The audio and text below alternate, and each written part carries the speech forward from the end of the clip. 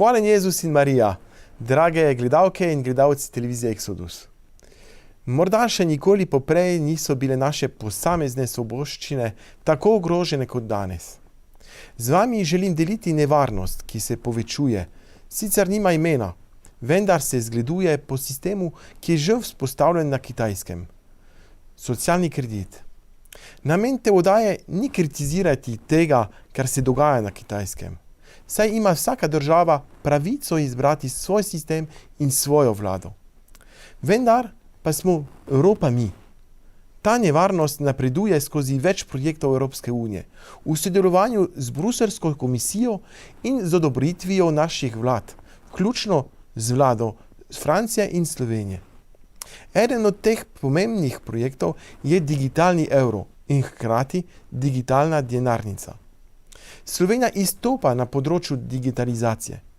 Imamo Ministrstvo za digitalizacijo in pionirji na tem področju so ironično iz stranke, ki se imenuje Krščansko-demokratska in katere minister je bil lani imenovan za Young Leader se strani Davosa.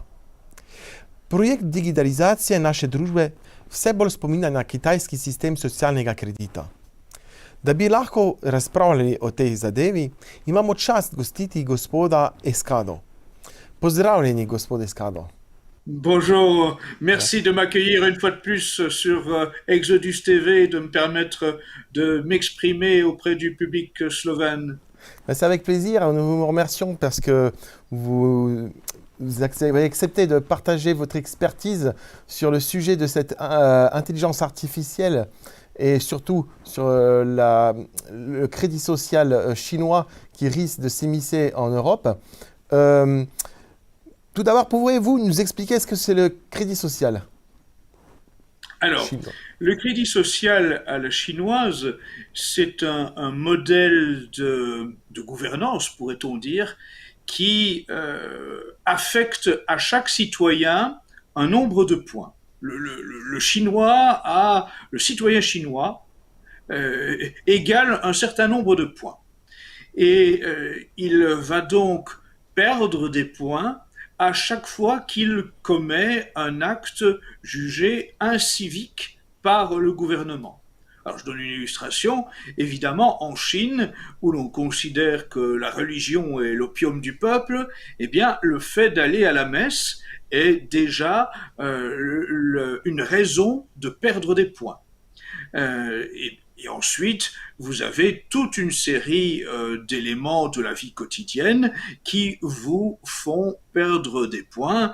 Je dirais par exemple, si vous avez une activité politique qui conteste le régime, évidemment, vous perdez rapidement des points.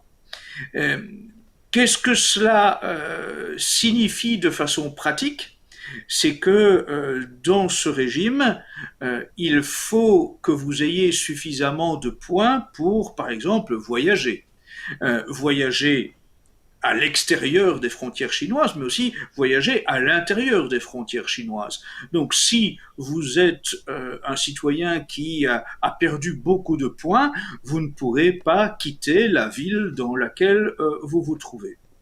De la même façon, les points sont nécessaires, par exemple, pour pouvoir choisir pour vos enfants qu'ils puissent faire des études. Si vous êtes un citoyen qui a commis aux yeux du gouvernement chinois un nombre d'infractions, vous avez perdu à ce point des points que vous ne pouvez plus envoyer vos enfants faire des études. De même, si vous avez perdu un grand nombre de points, on fermera votre compte en banque. Vous voyez, ça a des conséquences quand même assez radicales dans le quotidien de votre existence. Mais ça va même beaucoup plus loin que cela. Le système de crédit social à la chinoise fonctionne évidemment en liaison avec l'intelligence artificielle et les caméras à reconnaissance faciale. Et donc, donnons un exemple, vous êtes sur un trottoir, vous voulez traverser un passage pour piétons, et vous traversez lorsque le feu est en principe encore rouge pour les piétons.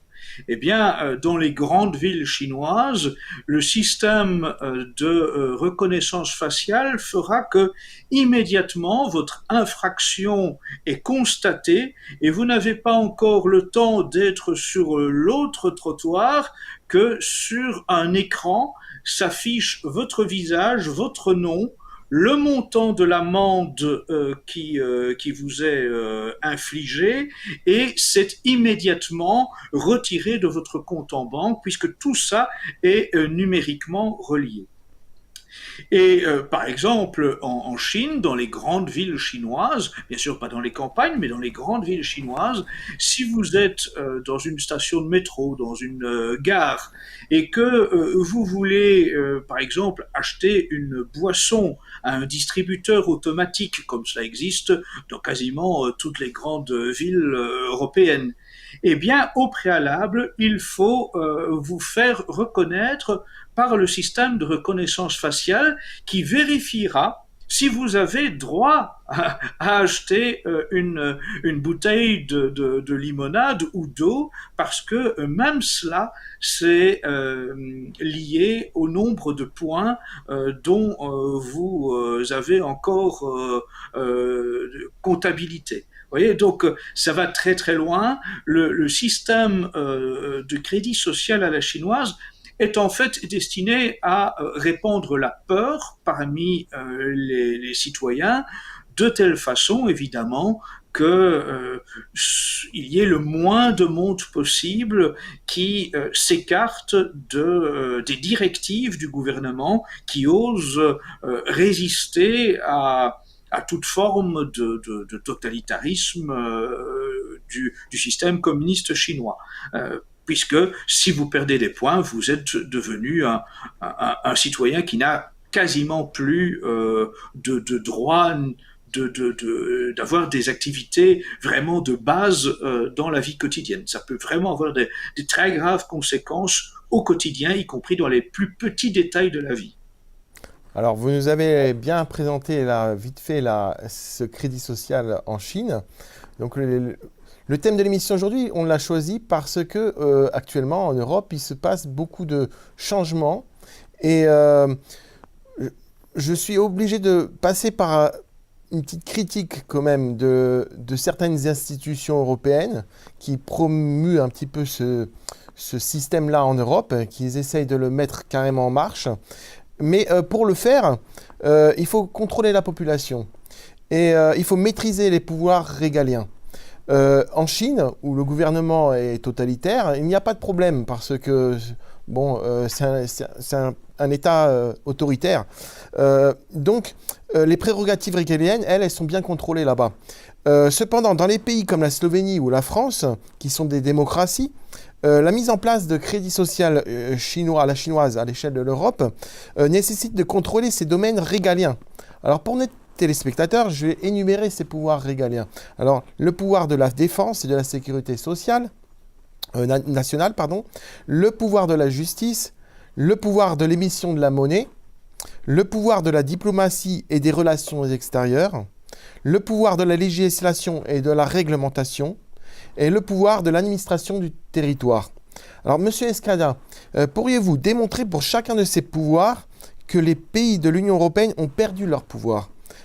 Alors, je vais essayer d'être aussi complet et synthétique que possible. Mais dans le cadre de la défense de l'utilisation militaire, par exemple, aujourd'hui, tous les pays de l'Union européenne sont membres de l'OTAN. À ce titre, ils appartiennent au commandement intégré de l'OTAN et donc ils n'ont plus la liberté de choisir dans quel conflit ils seront entraînés. À partir du moment où vous êtes au sein de l'OTAN, eh bien, si l'OTAN décide de partir en guerre, tous les pays membres de l'OTAN sont censés être solidaires et participer à ce conflit. En matière de justice, on peut évidemment observer que désormais, il y a toute une série de directives qui sont imposées par l'Union européenne. Vous avez un droit international et un droit européen qui ont évidemment plus de plus de poids, plus d'importance que le droit national. Il devient désormais très difficile à une nation de l'Union européenne de s'affranchir de réglementations provenant de l'Union européenne. Dans le cadre de la monnaie, mais c'est une évidence. En Union européenne, nous sommes dans le cadre de l'euro. Cela veut dire que nous ne sommes plus maîtres de la politique monétaire, de la valeur de l'argent avec une politique nationale. La politique nationale est nécessairement dépendante de la politique décidée par les institutions bancaires européennes. Et d'ailleurs, on peut dire qu'aujourd'hui, de plus en plus, l'on se prépare à tout attribuer au numérique en matière de monnaie. Nous allons probablement dans quelques années voir disparaître, hélas, les espèces au profit de l'euro numérique, et peut-être va-t-on également voir d'ailleurs d'autres monnaies numériques, peut-être une monnaie mondiale numérique, comme tente de le promouvoir Bill Gates avec la Banque mondiale. Vous voyez, donc ça signifie qu'effectivement, il n'y a plus pour une nation de possibilité d'avoir une politique monétaire indépendante. Le pouvoir de la diplomatie et des relations extérieures, c'est évidemment la même chose, c'est qu'aujourd'hui, une nation européenne n'a quasiment plus de possibilité de s'affranchir des décisions prises dans le cadre de l'Union européenne. Il est rare qu'un pays puisse se retirer des décisions prises à l'échelon européen, et on voit bien d'ailleurs comment des pays comme la Hongrie ou la Pologne peuvent faire l'objet de sanctions de la part de l'Union européenne quand ils tentent de ne pas suivre des directives en matière d'immigration ou des directives qui sont wokistes. C'est immédiatement assorti de sanctions financières de la part de l'Union européenne. Le pouvoir de législation, de réglementation, là encore, donc, aujourd'hui, pour pouvoir promulguer une loi, il faut que cela entre dans le cadre de ce qui est encore autorisé par la réglementation européenne. Ainsi, par exemple, un pays de l'Union européenne qui déciderait à l'échelon national de rétablir la peine de mort pour les violeurs ou les terroristes se retrouverait en situation de contradiction avec les directives de l'Union européenne, et cela ferait sans aucun doute l'objet de sanctions de la part de l'Union européenne. Quant au pouvoir de l'administration du territoire, vous voyez bien à quel point aujourd'hui, en matière migratoire, l'Europe est une passoire, et donc il n'y a plus de frontières intérieures. Les frontières sont censées être extérieures et sont censées être défendues par l'administration qui s'appelle Frontex, sauf qu'en réalité, on voit bien que Frontex est totalement inefficace, et que donc, une fois que les clandestins, les migrants clandestins ont débarqué sur une plage d'un pays membre de l'Union européenne, ils ont ensuite l'occasion de traverser l'ensemble des frontières internes à l'Union européenne. Donc vous voyez, en réalité, dans tous les domaines importants, les nations ont perdu effectivement leur pouvoir régalien au profit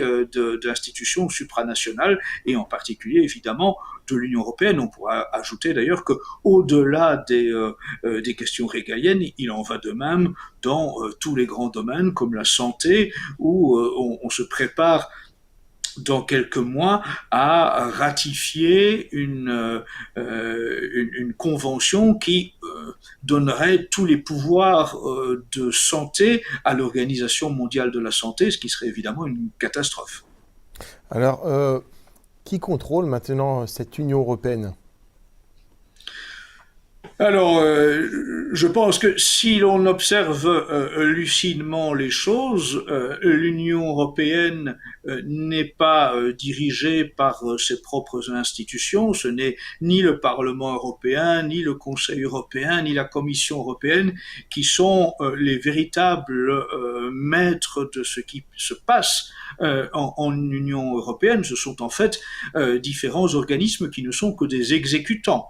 La véritable politique européenne, elle est décidée au Forum économique mondial de Davos, c'est une évidence. Et il suffit d'observer les réunions du Forum économique mondial de Davos pour voir quel est le rapport de force entre les dirigeants du Forum économique mondial de Davos et les dirigeants des institutions européennes. Vous savez, aujourd'hui, lorsqu'il y a une réunion du Forum économique mondial de Davos, tout peut être suivi quasiment instantanément, quasiment en direct sur le site du Forum économique mondial de Davos. Vous pouvez y voir les arrivées des chefs d'État, des hommes d'affaires, des rois, des reines, des ministres, des représentants d'ONG. Bon, et vous pouvez à ce moment-là observer à la fois les liens de connivence, mais aussi les liens hiérarchiques. Et vous verrez que si on prend le cas d'Ursula von der Leyen, par exemple, eh bien, c'est elle qui s'incline devant Klaus Schwab et pas l'inverse. Donc, on comprend bien qui prend ses ordres auprès de qui. En réalité, voilà, il apparaît de façon manifeste et les images en sont extrêmement révélatrices que les dirigeants politiques européens vont chercher leurs ordres auprès du Forum économique mondial de Davos. Alors, les partis au pouvoir. Si vous me permettez, je donnerai un exemple d'ailleurs pour confirmer ce que je viens de dire. Vous n'êtes pas sans savoir qu'il y a quelques mois, Madame Ursula von der Leyen a signé l'autorisation d'introduire des insectes dans la nourriture et dans les produits alimentaires, dans les pâtes, dans les biscuits, dans le chocolat, dans la bière. Eh bien, cet accord signé par Ursula von der Leyen est véritablement, initialement décidé au Forum économique mondial de Davos. Vous pourrez vérifier que le Forum économique mondial de Davos avait promu, bien avant la signature de ce document par Ursula von der Leyen, des recommandations très insistantes sur la nécessité d'introduire les insectes dans la nourriture occidentale. Ce qui est très écologique parce que la plupart de ces sociétés qui produisent ces insectes sont au Vietnam ou en Asie. Donc en fait, il y a une espèce d'incohérence là de ce côté-là. Et j'ajouterais aussi qu'on attend à Madame Ursula von der Leyen ses mails de... Oui, bien sûr. Par rapport à Pfizer, oui, bien sûr. Voilà. Bien sûr. Voilà.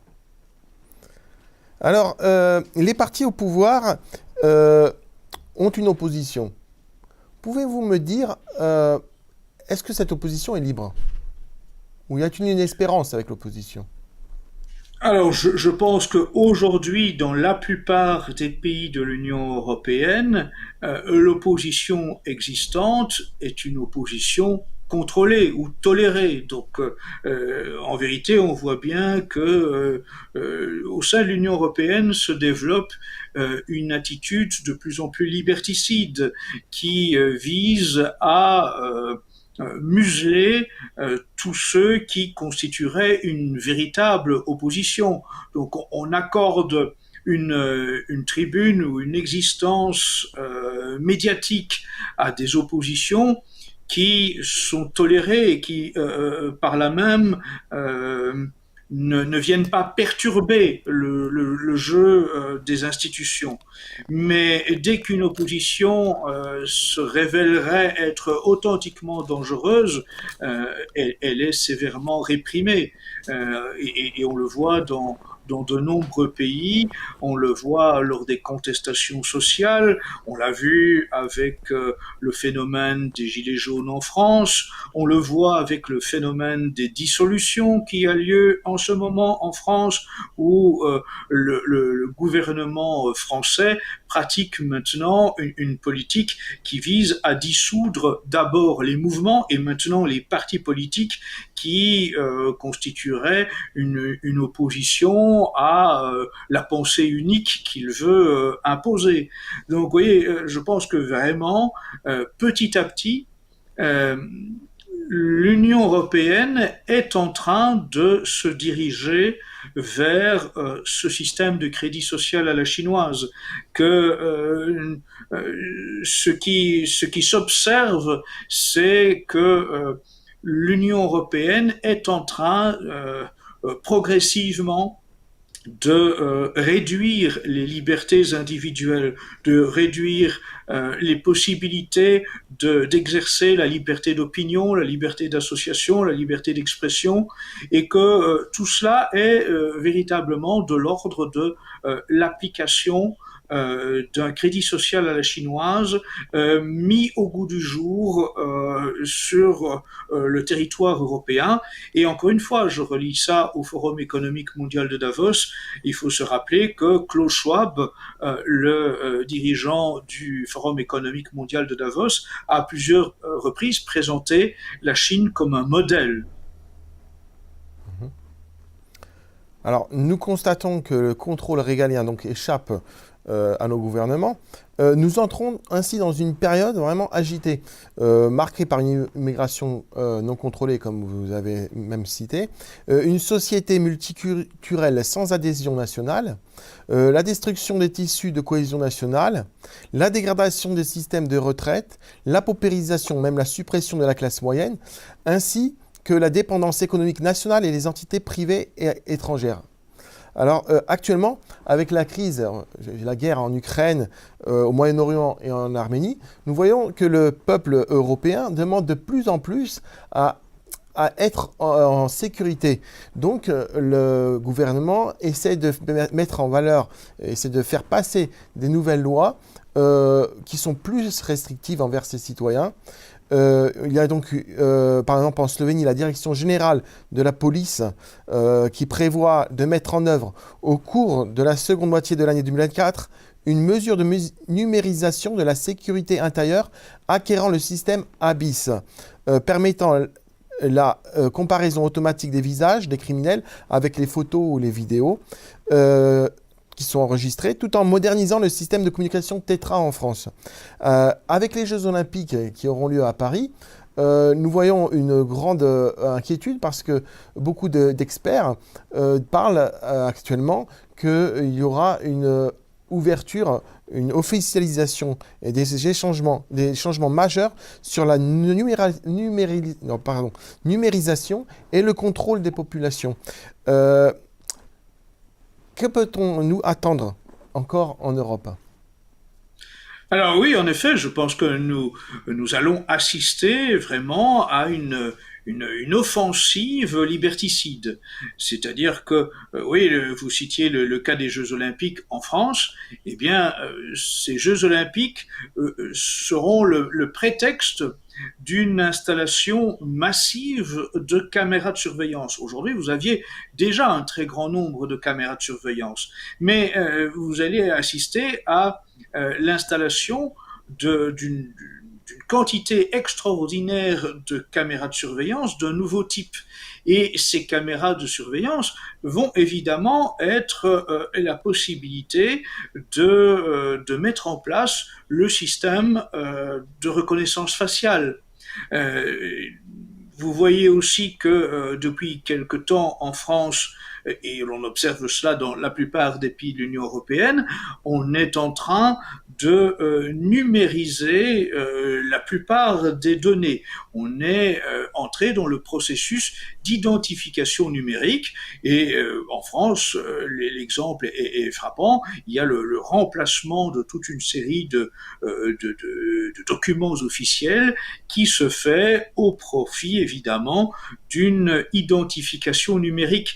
Identification numérique qui est évidemment indispensable pour l'application du modèle de crédit social à la chinoise et de surveillance des populations par le moyen de caméras à système de reconnaissance faciale avec programme d'intelligence artificielle. Vous observez aussi que, évidemment, tout cela a au préalable été assorti de l'installation en très grande quantité de la 5G. Parce que le système de 5G est évidemment indispensable au bon fonctionnement de ces méthodes de surveillance par intelligence artificielle et par caméra de surveillance, puisqu'il faut un très haut débit pour que les données soient transférées quasiment instantanément. Et l'étape suivante sera la 6G, la 6G sur laquelle des chercheurs travaillent depuis déjà fort longtemps et qui sera au point dans peu de temps, 6G qui est l'étape indispensable à la mise en place du transhumanisme qui doit suivre. Donc en fait, on observe vraiment la mise en place de la surveillance omniprésente des moindres faits et gestes de la population. Alors c'est toujours présenté sous l'apparence d'un bien. On va toujours vous dire que c'est pour assurer la sécurité. À Paris, pour les Jeux Olympiques, on va dire que c'est pour empêcher les risques de terrorisme, empêcher des risques de délinquance. Mais en vérité, ces systèmes sont toujours là pour surveiller l'entièreté de la population, sous l'apparence d'un bien de surveiller les faits d'une minorité de gens dangereux. En réalité, on met sous surveillance l'entièreté de la population, comme si chacun était un délinquant potentiel. Oui, c'est cela qu'il faut souligner, c'est qu'en réalité, nous entrons bien dans un système totalitaire. Progressivement, c'est une évidence, l'Union européenne est en train de mettre en application des romans d'anticipation bien connus comme Le meilleur des mondes d'Aldous Huxley ou 1984 de George Orwell. Nous allons vivre dans une société qui, d'une certaine façon, est une prison à ciel ouvert, où tous nos moindres faits et gestes sont observés, filmés, enregistrés, écoutés. Et cela se développe encore par tous les systèmes dits intelligents. Vous savez, aujourd'hui, dans beaucoup de domaines de l'électroménager, par exemple, on encourage la population à acheter ce que l'on appelle un frigidaire intelligent, par exemple. Le frigidaire intelligent, c'est un frigidaire qui va vous avertir si vous allez bientôt manquer de ketchup ou de jus d'orange. Vous allez avoir une alerte pour vous dire qu'il est temps d'aller acheter votre produit favori qui est bientôt vide. Mais pour que ces systèmes dits intelligents fonctionnent, ils sont nécessairement reliés à des méthodes d'intelligence artificielle, donc à un système relié à Internet, avec notamment des micros, de telle façon qu'en fait, vous puissiez être écouté par votre frigidaire, par votre télévision, par votre robot ménager, et donc vous allez être inconsciemment surveillé au sein même de votre foyer, de votre logement, par toute une série d'appareils robotiques qui peuvent être actionnés à distance que ce soit par des autorités ou même par des pirates. C'est aussi d'ailleurs le régal demain des voleurs, des cambrioleurs, que de pouvoir pirater tous ces systèmes électroniques, tous ces systèmes informatiques, tous ces systèmes dits intelligents. Alors, on est venu dans une société qui est vraiment matérialiste, surtout dans le loisir. On voit beaucoup de jeunes qui achètent via Internet des jeux vidéo. Voilà. Pour vraiment attiser une peur chez les citoyens, il faut apporter la sanction. Et la meilleure sanction, c'est de toucher au porte-monnaie des citoyens. Alors, actuellement, il y a des changements justement de ce côté-là, pardon, dans l'Union européenne. Il y a la création de la monnaie numérique, comme vous avez déjà cité avant, et également le portefeuille numérique. Alors, où cela mène exactement ? Eh bien, c'est un outil de surveillance supplémentaire, évidemment. Si ces outils parviennent à être mis en place, c'est évidemment au détriment de l'utilisation des espèces.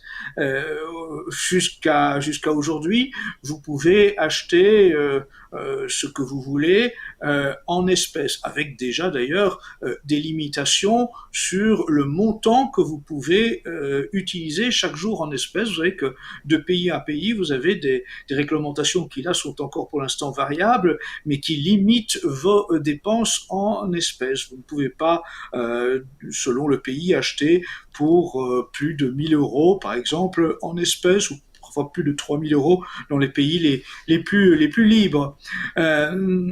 Mais si donc les espèces disparaissent au profit de tous ces systèmes numériques, le portefeuille numérique, ça signifie pratiquement que à la fois les institutions financières, mais aussi l'État, sauront en direct ce que vous achetez. Concrètement, c'est la fin de la liberté de penser. Parce que si vous avez envie d'acheter un livre qui est considéré comme mal pensant, qui s'écarte de la pensée unique dominante, bien évidemment, l'autorité verra immédiatement ce que vous achetez, le livre que vous achetez, le titre du livre que vous achetez, saura que vous avez une pensée qui s'écarte de la pensée gouvernementale. Si par exemple vous voulez assister à une conférence, un meeting, une réunion d'un mouvement dissident, d'un mouvement d'opposition, vous devez payer votre entrée à cette conférence, ce meeting, cette réunion. Mais puisqu'il n'y a plus d'espèces, vous payez donc via votre portefeuille numérique, et donc immédiatement, le système sait que vous assistez à une réunion de l'opposition. Vous voyez, en soi, ça signifie que le gouvernement sait tout de vous, et sait immédiatement, instantanément, qui sont ses opposants. De la même façon, parlons sur le terrain religieux. Aujourd'hui, vous allez à la messe, il y a la collecte, vous mettez un billet ou une pièce dans un panier qui sera remis au prêtre. Si l'on est au stade du portefeuille numérique, l'argent que vous donnez à une congrégation religieuse apparaît immédiatement, instantanément, auprès des institutions financières et de l'État. Et dans des gouvernements qui sont de plus en plus hostiles à la religion, et particulièrement à la religion catholique, vous pouvez donc évidemment en conclure que le gouvernement aura vite fait de ficher tous les catholiques, et particulièrement de ficher ceux qui vont à la messe dans des églises ou des chapelles dont on sait que les prêtres sont particulièrement, fervents et courageux pour dénoncer le totalitarisme qui se met en place. Et ainsi, donc, vous voyez que la mise en place du système de portefeuille numérique va mettre sous contrôle complet nos moindres faits et gestes et identifier auprès des autorités tous ceux qui s'écartent de la pensée dominante. Alors on voit même ici en Slovénie, pour les aides sociales, pour les gens qui n'ont pas beaucoup d'argent, euh, on voit tout, en Slovénie ils voient tout, tout ce que les gens ont dans leur banque. Et donc dès que les parents ou de la famille proche veulent aider la famille avec un peu d'argent, cela se voit sur leur compte en banque. Et donc ils sont empêchés d'avoir des aides de l'État parce que la famille les aide. Donc en fait, on se demande même par moment, l'entraide est-elle encore bien recevable de la personne qui la reçoit. C'est vraiment un système un peu aberrant. Je voulais Mais savoir en fait, parce que... il faut bien avoir conscience que aujourd'hui, ceux qui nous dirigent, sur base des recommandations du Forum économique mondial de Davos, veulent véritablement orchestrer l'appauvrissement des populations européennes. Tout cela n'est pas le fruit du hasard ni de circonstances liées à la guerre entre la Russie et l'Ukraine. Ça, ce sont évidemment des prétextes. Aujourd'hui, on est en train de faire croire aux populations, mais ça ne passe quand même que de moins en moins, que tous nos produits de consommation augmenteraient, que les prix explosent parce que tout serait impacté par la guerre entre la Russie et l'Ukraine. Tout ça est évidemment grotesque et la population n'est plus dupe, mais tout ça est véritablement souhaité, organisé, planifié pour appauvrir nos populations, parce qu'évidemment, plus la population est pauvre, plus ses ressources sont réduites, plus elle est facilement dominée. Je rappelle à vos téléspectateurs cette phrase célèbre de Klaus Schwab, le patron du Forum économique mondial de Davos. Il a déclaré, il a écrit aussi ceci: vous ne posséderez plus rien et vous serez heureux. Et ce cynisme est terrible. Donc, Klaus Schwab assume de dire que l'objectif est de déposséder les populations européennes de tous leurs biens, de tout ce dont ils sont propriétaires, et de faire leur bonheur contre leur gré. Klaus Schwab considère, avec tous ses partisans, qu'ils savent mieux que nous ce qui doit faire notre bonheur et qu'ils doivent nous l'imposer contre notre volonté. Et c'est bien la démonstration d'un système totalitaire dans lequel nous nous avançons et contre lequel je mets en garde. Alors, en France, il y a eu pas mal de crises dernièrement. Une des plus connues est bien sûr la crise des Gilets jaunes.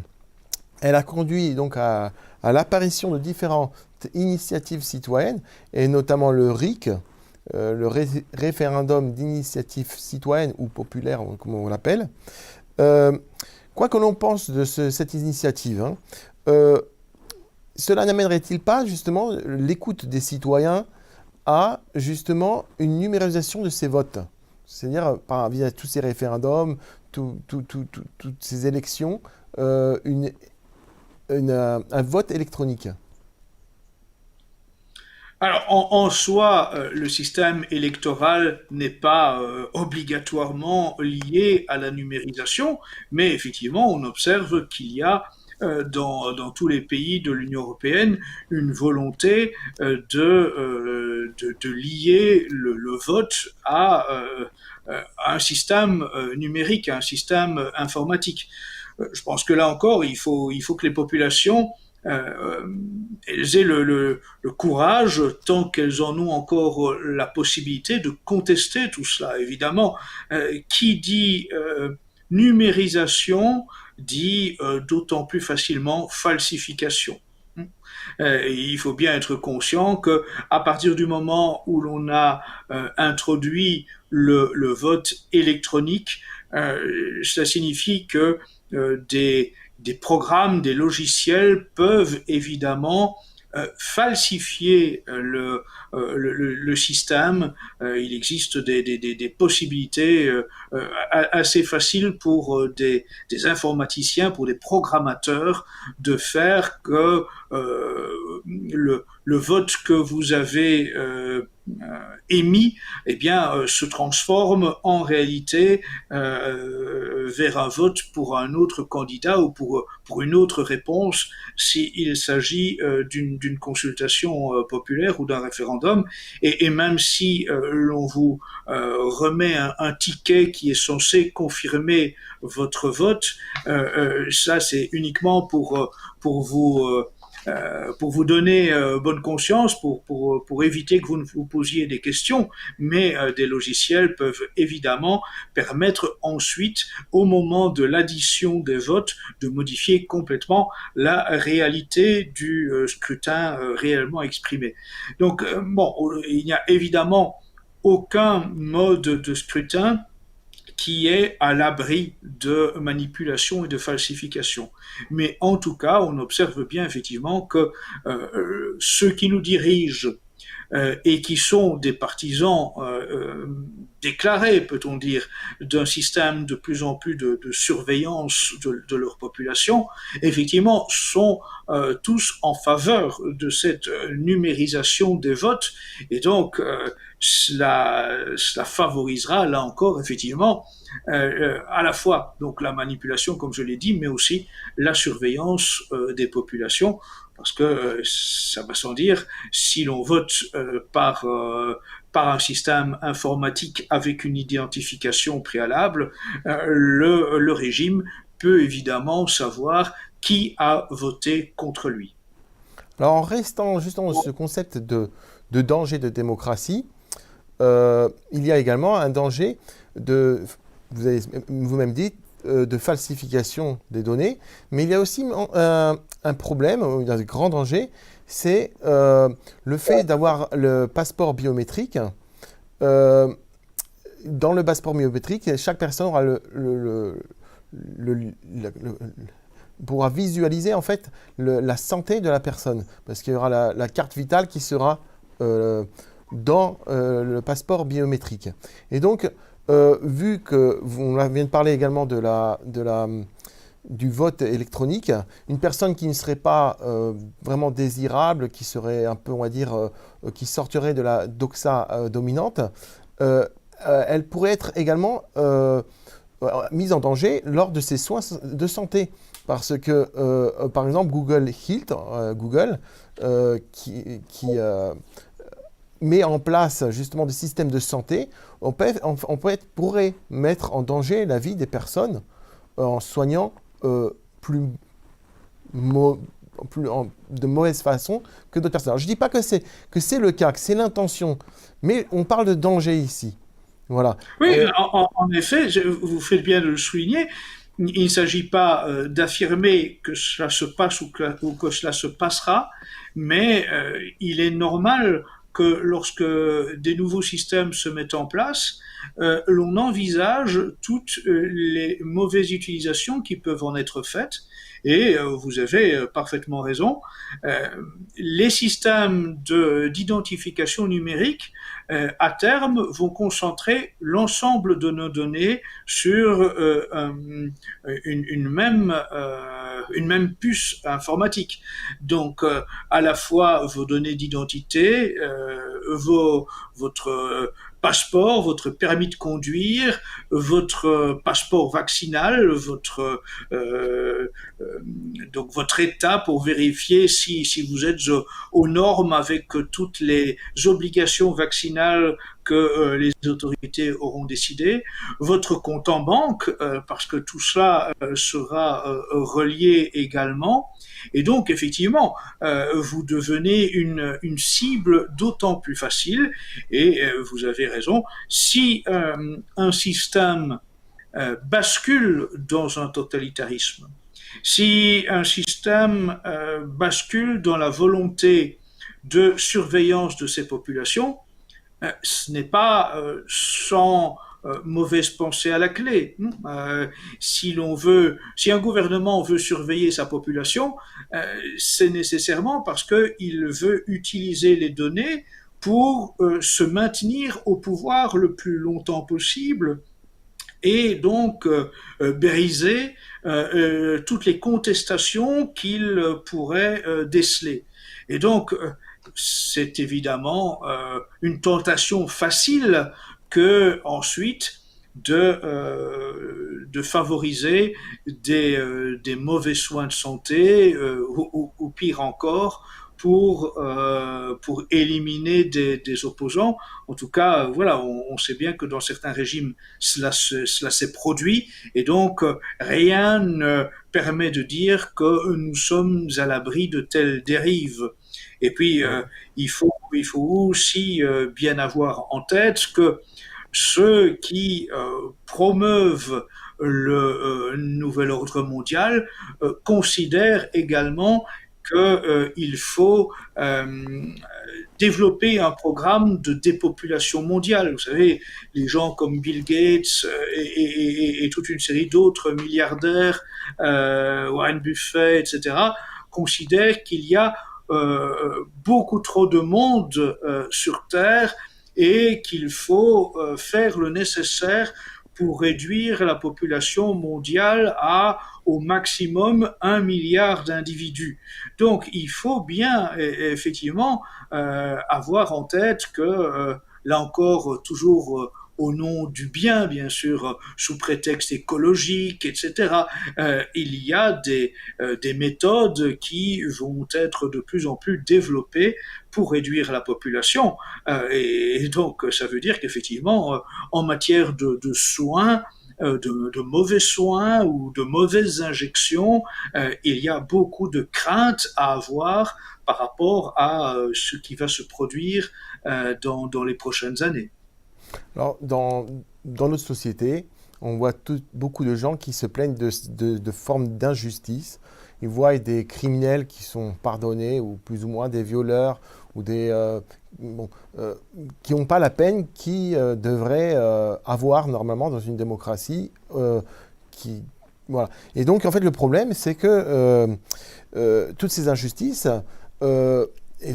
laisse une forme de chaos dans la société. Et donc, il y a un problème parce que les gens laissent à une forme d'émergence, à une autre forme d'autorité et de régence nationale. C'est-à-dire qu'ils disent, voilà, on en a marre de cette société, il faut changer. On veut plus de cette forme de gouvernance. Et il y a des alternatives. Il faut chercher une alternative à ça. Voilà. Donc, il s'agit donc plus d'une Assemblée nationale. On veut plus d'Assemblée nationale. On veut plus de ces politiques qui sont votés, ces partis politiques qui sont entre eux. Mais ils veulent une représentation citoyenne. C'est-à-dire que là-dedans, on aurait donc des personnalités représentantes du secteur civil ou alors des organisations non gouvernementales et des personnalités carrément religieuses ou franc-maçonnes comme on veut, comme si on aurait une sorte de synodalité parlementaire. Alors, que pensez-vous de cette nouvelle forme de gouvernance qui, dans les milieux, on va dire, même officieux, essaye même de commencer à mettre ça chez les gens? Alors, il faut être évidemment prudent sur les modes de gouvernance qui permettraient d'échapper au système mondialiste qui se met en place. Mais je crois effectivement que le système des partis est un système qui intrinsèquement favorise la division. Maintenant, quel est le système le plus représentatif? Quel est le système qui favoriserait le mieux une représentation authentique des aspirations de la population? Je pense qu'il faut en arriver à réintroduire, par exemple, le système des corporations professionnelles. Vous voyez, si par secteur professionnel les gens se regroupaient prenons le secteur médical, par exemple.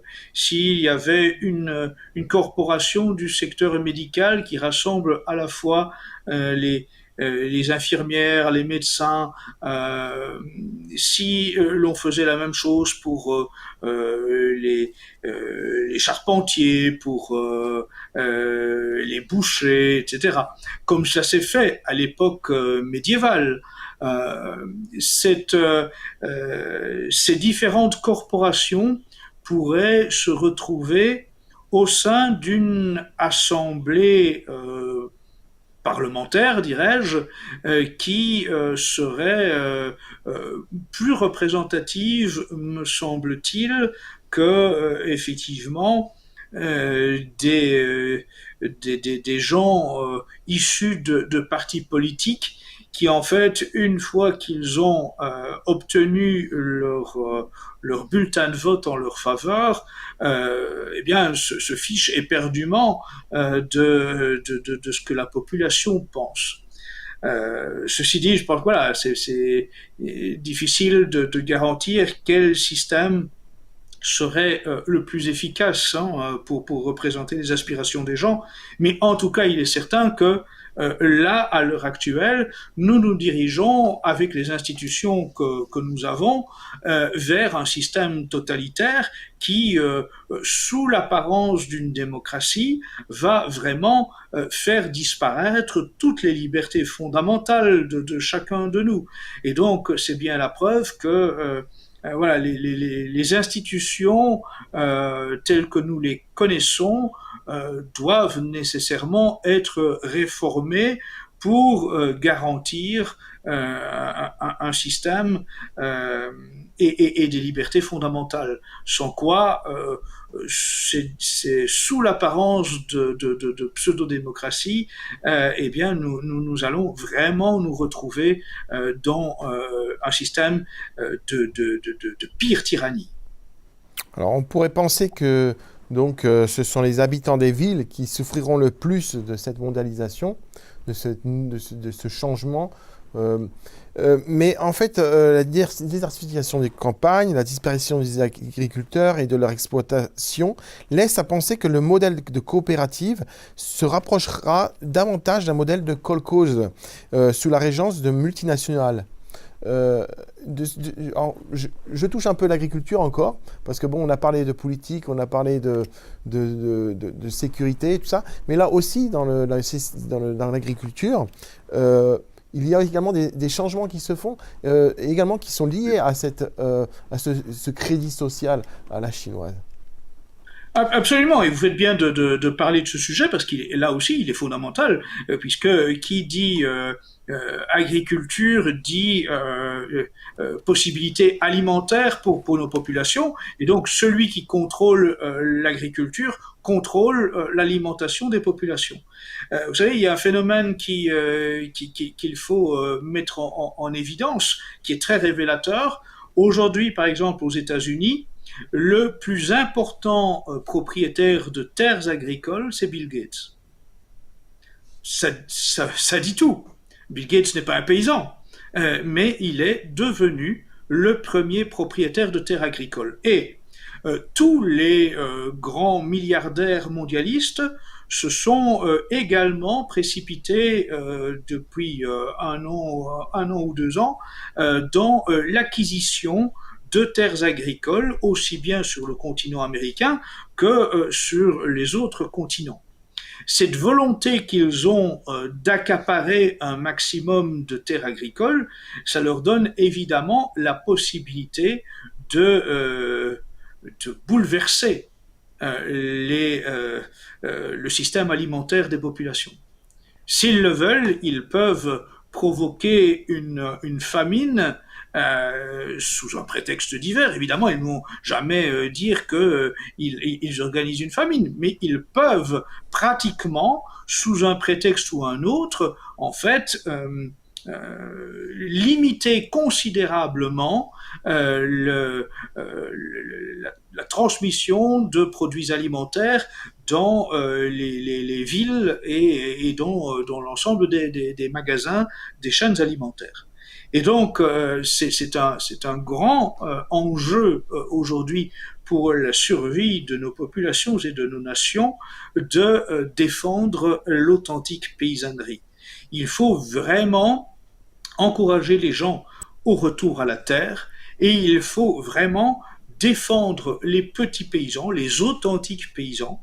Il faut vraiment aussi promouvoir ce que l'on appelle les circuits courts en matière d'acquisition de produits alimentaires. Ah, je pense que tant qu'on le peut, dès qu'on le peut, lorsque l'on est à proximité de paysans, il faut essayer d'acheter son lait, son fromage, sa viande, ses légumes, ses fruits, auprès de paysans, de petits cultivateurs, d'apiculteurs, etc. Et c'est la garantie d'abord de manger beaucoup plus sainement, c'est aussi la façon d'aider au mieux les petits paysans, et c'est la façon d'échapper au système des multinationales à travers les hypermarchés. Vous voyez, il faut vraiment arrêter de financer nos adversaires. Les multinationales ne nous veulent pas du bien, il faut en être bien conscient. Et puis, je reviens aussi sur ce que vous avez dit en préambule de votre question. Vous avez souligné que l'on assiste vraiment à ce système d'appauvrissement de plus en plus intense, hein, cette hyperinflation et cet appauvrissement. Et il faut euh, souligner là encore les abominations auxquelles cela donne lieu. Vous savez qu'à l'heure actuelle, au Canada, il y a des campagnes favorisant l'euthanasie volontaire, dite volontaire, des sans-abri, par exemple, et des gens pauvres qui ne parviennent plus à payer leurs factures. On en est là, vous voyez, dans ce système de plus en plus de détresse sociale organisée, orchestrée par ceux qui nous dirigent. Eh bien, un pays comme le Canada, qui est censé être un pays démocratique, vous voyez, un pays de défense des droits et libertés, eh bien, ce pays, il favorise l'euthanasie des sans-abri et des gens pauvres. Eh bien, ça en dit vraiment long sur l'état de société et sur ce vers lequel on se dirige. Alors, nous arrivons à la fin de cette émission. Pouvez-vous faire une petite conclusion à cette émission et en même temps, si vous pouvez également donner quelques informations de Civitas en France, qu'est-ce qui se passe actuellement, où vous en êtes? Alors, en fait, ce qui se passe avec Civitas en France, donc Civitas est un parti politique catholique en France, et il y a quelques jours, le gouvernement a signé un décret de dissolution de ce parti. On nous reproche notamment de défendre la royauté sociale du Christ, et c'est considéré comme une atteinte aux valeurs de la République, ce qui démontre bien aujourd'hui que la République ne se voit qu'à travers le prisme de la franc-maçonnerie.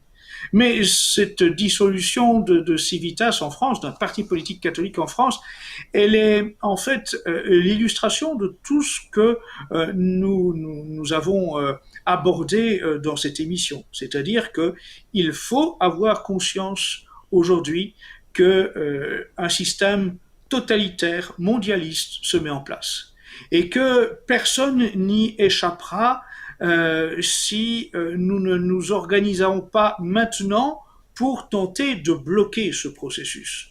Je sais que certains peuvent se dire la politique, ça ne m'intéresse pas. Je sais que certains peuvent se dire tout ça, je veux en savoir le moins possible parce que ça fait peur. Et c'est bien la volonté de ceux qui nous dirigent, c'est de nous effrayer. Mais si nous voulons échapper à cette mise en place d'un totalitarisme comme nous n'en avons jamais connu à travers l'histoire d'une telle ampleur, eh bien alors il faut que les gens s'organisent, entrent en dissidence, se mobilisent, s'organisent en réseau. Vraiment, c'est maintenant que nous devons agir. Après, il sera trop tard et nous pourrons pleurer toutes les larmes de notre corps, rien n'y changera. Je me souviens de cette mise en garde de Solzhenitsyn, ce dissident de l'époque soviétique, qui soulignait que lorsque un totalitarisme se prépare, on a un petit délai pour tenter de le freiner, de l'empêcher de s'emparer de tous les rouages du pouvoir et de modifier complètement notre mode de vie. Si l'on laisse passer ce petit délai, ensuite, il est trop tard et nous sommes condamnés à subir jusqu'à ce que ce modèle s'effondre par lui-même parce que il se dévore lui-même, il dévore ses propres enfants. Mais ce totalitarisme peut alors durer de nombreuses années, des décennies et des décennies de souffrance que je ne souhaite à personne. Donc vraiment que chacun prenne bien conscience que si nous voulons bloquer ce processus totalitaire mondialiste, c'est maintenant qu'il faut nous mobiliser, nous organiser, nous structurer. Merci beaucoup, Monsieur Alain Escada. Merci pour cette conclusion qui fait vraiment part de tout ce que nous avons parlé aujourd'hui. Moi, à nos téléspectateurs, j'encourage les gens à encourager les initiatives qui demandent à ce que l'argent liquide soit inscrit dans la Constitution comme un droit. C'est un bon objectif. C'est un objectif qu'il faudrait effectivement promouvoir parmi tous les pays de l'Union européenne. C'est vrai que vous avez raison. L'inscrire dans la Constitution est évidemment la meilleure garantie de le défendre. C'est vrai que on assiste à des campagnes un peu partout dans différents pays, et notamment en France, pour la défense de l'espèce, mais pas assez de demandes de l'inscrire dans la Constitution. C'est une excellente idée que je conserve à l'esprit. Voilà. Voilà. Mais en tout cas, merci beaucoup. Vraiment merci pour avoir pris ce temps-là. Et j'espère encore garder contact avec vous. Spoštovani gledalci, danes smo prehodili fascinantno pot, raziskali smo izzive, ki se postavljajo pred našimi individualnimi svoboščinami v Evropi. Kot smo videli, ti izzivi postavljajo globoko vprašanja v naši družbi, naši demokraciji in naši prihodnosti.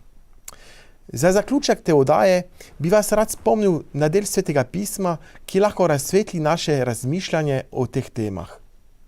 In resnica vas bo osvobodila. Janez 8:32. Pomembno je ostati informiran, postavljati vprašanja in odprto razpravljati o vprašanjih, ki nas skrbijo. Resnica je temelj svobode in če ostanemo budni ter se zavzemamo za konstruktiven dialog, lahko skupaj delamo na ohranjanju naših pravic in temeljnih vrednot. Hvala vam, ker ste danes spremljali našo oddajo.